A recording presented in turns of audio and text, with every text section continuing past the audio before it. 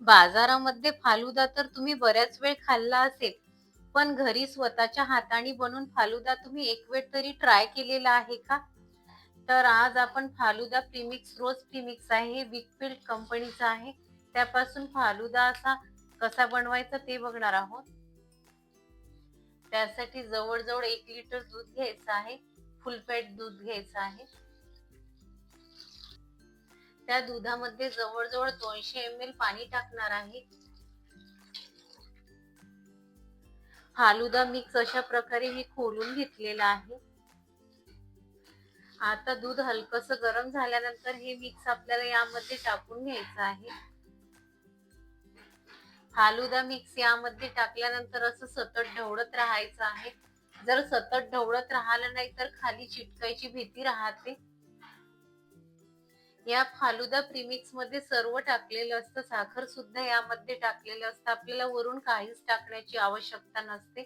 आता हे असं सतत सतत फिरवत राहायचंय उकळी येईपर्यंत.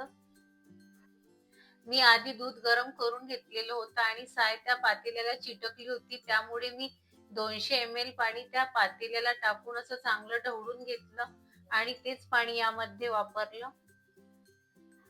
अशी मस्त खडखडून उकळी आल्यानंतर आपल्याला बारीक गॅस करून आपल्याला 15 मिनिट असं शिजून घ्यायचं आहे.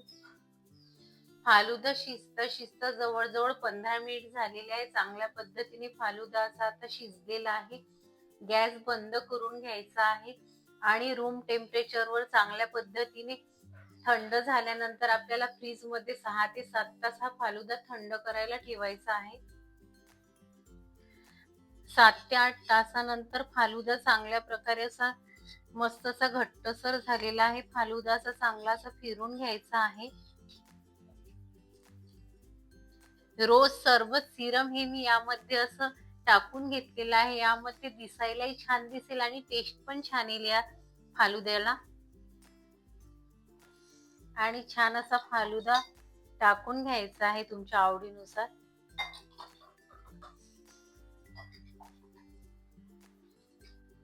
वरून कुठल्याही फ्लेवरची आईस्क्रीम टाकून घ्यायची. काजू, बदाम, पिस्ता याचे भरपूर असे आपल्या आवडीनुसार असे काप टाकून घ्यायचे. घरच्याच घरी बघा, मार्केटपेक्षाही स्वादिष्ट आणि चविष्ट अशी फालुद्याची रेसिपी तयार झालेली आहे. तुम्हाला जर हा फालुदा रेसिपीचा व्हिडिओ जराही आवडला असेल तर लाईक, शेअर आणि सबस्क्राईब करायला विसरू नका. भेटूया एक अशा नवीनशा रेसिपी सोबत. बाय.